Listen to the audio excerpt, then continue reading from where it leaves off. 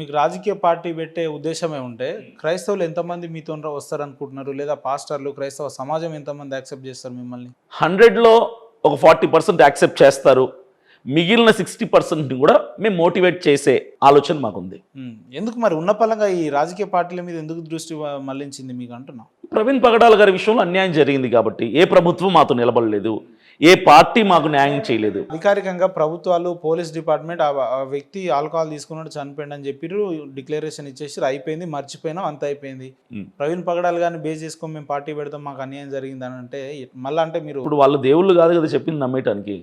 మాకు కూడా ఒక సెన్స్ అనేది ఉంటుంది. ప్రభుత్వాలు ఎట్లా నడుస్తాయండి? రాజ్యాంగబద్ధంగానే కదా, పోలీస్ వ్యవస్థ అయినా లా వ్యవస్థ అయినా.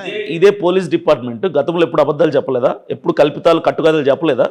చెప్పారు కదా, కొన్ని సందర్భాలు ఉన్నాయి కదా. పగడాలనే వ్యక్తి మంద అవుతాడని మీరే ఓపెన్ స్టేట్మెంట్ ఇచ్చినారు, పోలీసు ఇవ్వడం. ఒకవేళ తాగితే కూడా ఆ రోజు ఆ స్థితిలో ఆ రీతిగా ఎవడు భూమి మీద ఎంతటి పచ్చి తాగుబోతు కూడా అలా తాగి ట్రావెల్ చేయడు.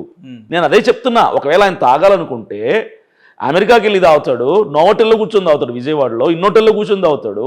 రోడ్డు మీద తాగుతూ కింద పడుతూ లేస్తూ తాగటం ఏంటి? ఎవడు తాగడట్లా. అందుకు నేను ఆయన కాదంటాను నేను అక్కడ.